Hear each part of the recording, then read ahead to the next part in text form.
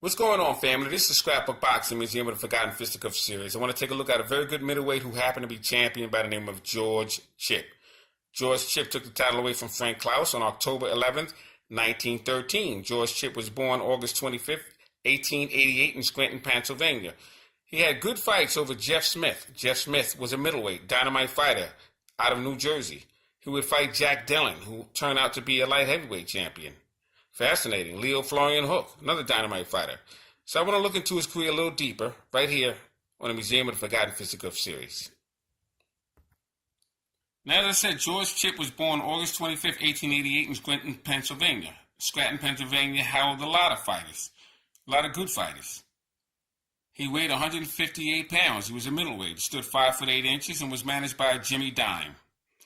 1909 is when he started his professional career, and he had knockouts as follows. George Gill, second round. John Jew in the first round. Battling Connors in the fourth round. Thunder Boltless in the third round. Punch Eagles in the third round. Just to give you an example, he won on a foul against Billy Manfredo. So he was a very, very good fighter starting out his career in 1909. 1910, knockouts as follows. Billy Manfredo again in the fifth round. He had a no decision against Tom McMahon in 6 rounds. Battling Connors in 6 rounds. Butte Krause, good fighter, fought him twice in his 6 rounds. Jimmy Perry twice, 6 round.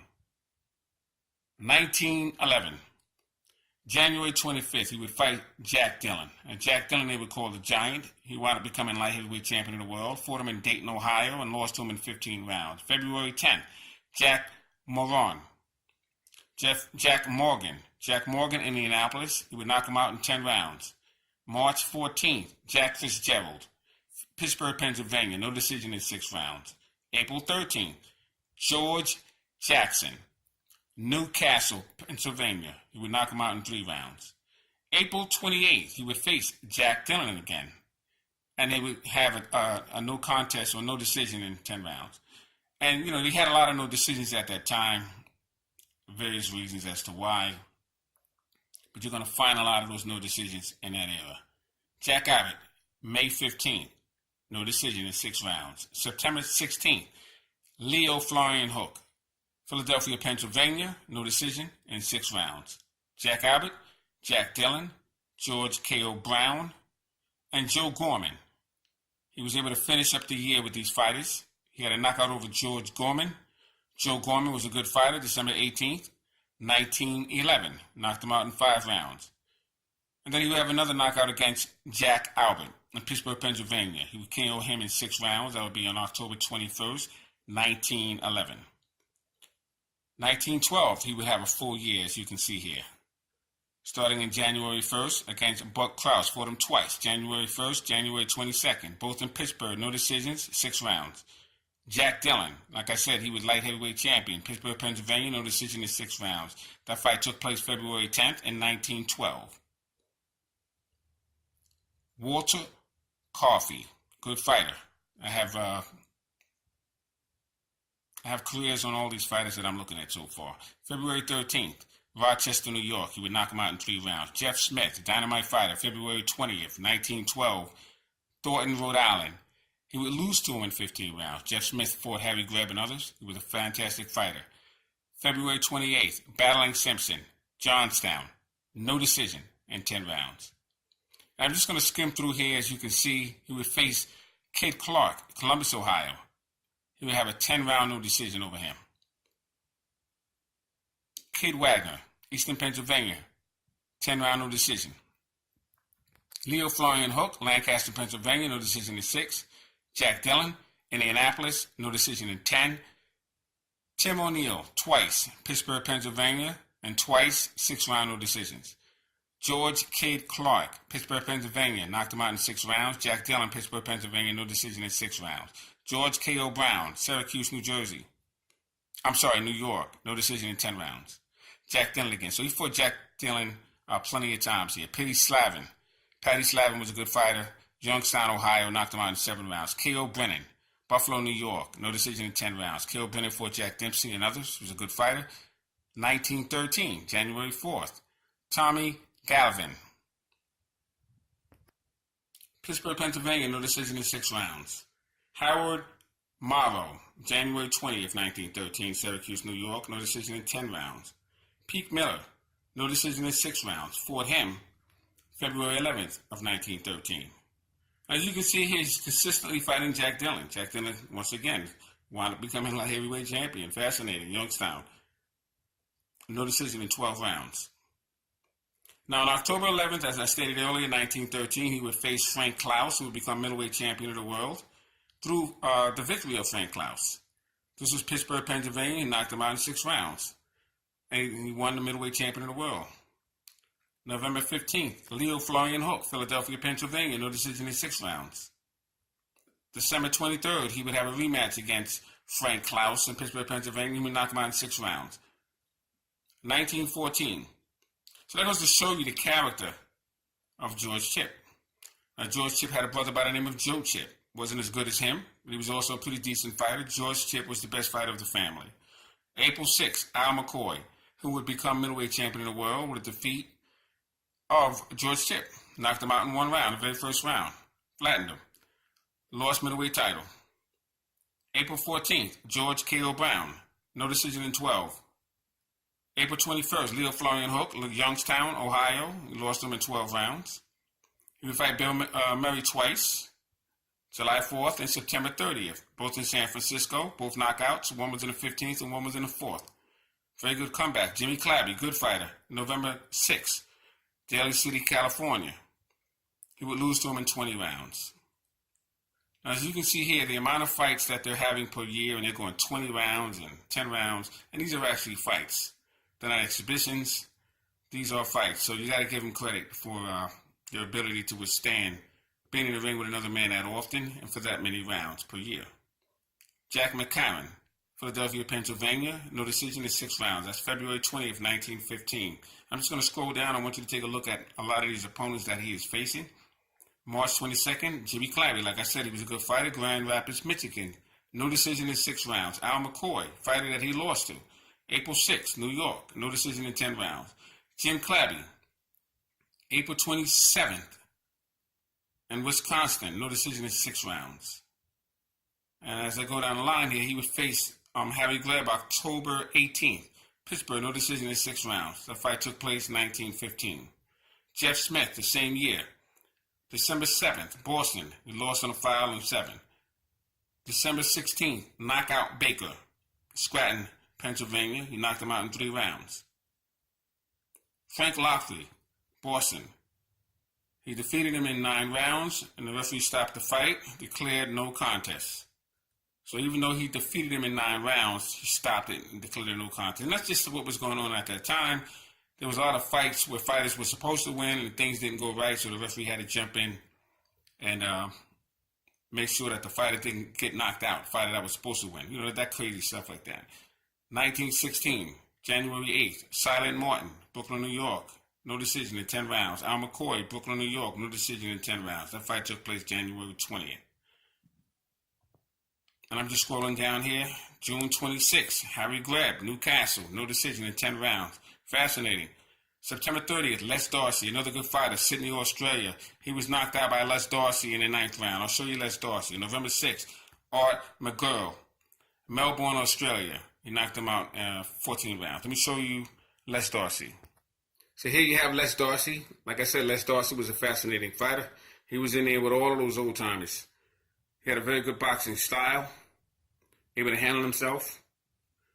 I do have profiles on Les Darcy, fascinating, but I just wanted to show you Les Darcy was the opponent of George Chip. Salute to Les Darcy. 1917, February 19th, George K.O. Brown, Youngstown, Ohio, no decision in 12 rounds. February 26th, Silent Ernest, Cincinnati, Ohio, knocked him out in 2 rounds. March 12th, Bob Mohar, Youngstown, Ohio, knocked him out in 4 rounds. Very, very good victory over Bob Mohar. Like I said, he was a very good fighter. Was in there with most of those fighters at that time, Harry Gleb and others. And that was a dynamic victory over Bob Mohar by George Chip. May 22nd, he would be in there with Harry Gleb again, Pittsburgh, Pennsylvania, no decision in 10 rounds. May 29th, Jack Dillon, Cincinnati, Ohio, no decision in 10 rounds. Like I said, Jack Dillon would become light heavyweight champion of the world. That same year of 1917, June 8th, knockout Brown, Wisconsin, no decision in 10 rounds. July 4th, Mike Gibbons, dynamite fighter, had a brother by the name of Tommy Gibbons, who was a heavyweight, had a chance to fight Jack Dempsey, Tommy Gibbons, and others. Very good fighter. He fought Harry Greb. The dynamite fighter was Mike Gibbons. Youngstown, Ohio, no decision in 12. As a matter of fact, Mike Gibbons was declared champion when Stanley Ketcher was shot and killed. July 24th, Johnny Howard, Providence, Rhode Island. He would defeat him in 12 rounds. August 22nd, Tom Gibbons, St. Paul, Minnesota. No decision in 10 rounds. Al Rogers killed him in 4 rounds. Harry Greb, no decision in 10 rounds. That would be November 19th, 1917. 1918, January 25th, Jack Dillon. No decision in 10 rounds. February 4th, Tommy Gibbons fought him twice. February 4th, March 7th, as you can see here.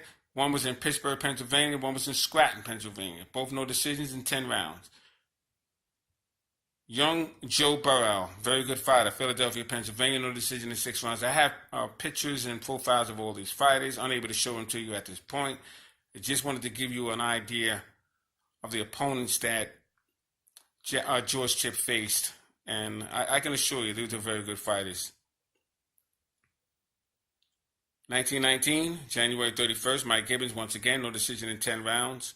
March 10th, Tommy Robson, Syracuse, New York, no decision in 10 rounds. Young Fisher, Syracuse, no decision in 10 rounds. That fight took place March 31st, 1919. He would fight Jeff Smith, Baltimore. Lost in 12, May 10th. June 12th, Mike Gibbons. Now, I just want to show you something here before I continue. Look at 1919. Mike Gibbons, Tommy Robson. These are all good fighters here. Young Fisher, Tommy Gibbons again, Jeff Smith, Mike Gibbons, Bud Clancy, not too familiar with him. K.O. Loughlin, good fighter. K.O. Brown, another good fighter. George K.O. Brown again. So look at all of these good fights that he had in the year 1919. Now remember, he started in 1909. And he's been fighting like this consistently most of his career. 1920, April 19th, George K.O. Brown, New Orleans, fought him again. Defeated him in 20 rounds. Now, he went 20 rounds with George K.O. Brown. He jumps back in there June 13th against Frank Carbone, Youngstown, Ohio. No decision in 12 rounds. Fascinating. Paul Roman, Dallas, Texas. No decision in 10 rounds. That fight took place September 17th in 1920. November 8th, he would face Ted Block, Detroit, Michigan. No decision in 10 rounds. Eddie McGovey, very good fighter. December 6th. No decision in 10 rounds. That fight took place 1920, along with all the fighters that I had just mentioned.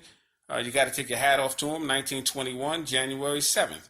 Brian Downey, Cleveland, Ohio. No decision in 10 rounds. January 17th, Johnny Wilson. Johnny Wilson was the fighter who Harry Greb took the title away from in 1920. He was a very good fighter, Johnny Wilson. Pittsburgh, Pennsylvania. No decision in 10 rounds. Middleweight title bout.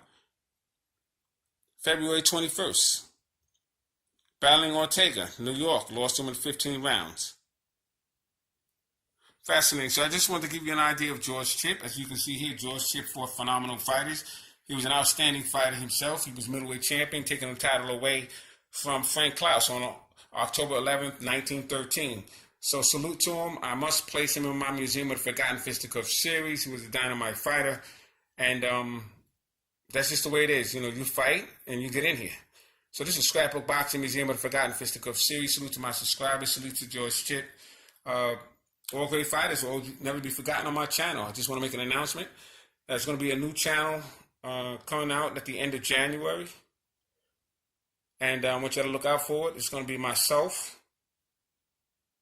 retro boxing and documentaries, as well as Curtis Sugar. And we're going to be doing... talking about old school boxing. That's going to be taking place at the end of January. So you'll be getting more details on that. But you're really going to learn a lot about boxing history watching that channel. We're going to put a lot into it. We're going to put a lot of our personal time, a lot of research, a lot of studying. And you'll be impressed when you see that channel. So look out forward to it. This is Scrapbook Boxing Museum of the Forgotten Fisticuffs series. Salute. will be called Ringside Historians. That will be the name of the channel. Peace.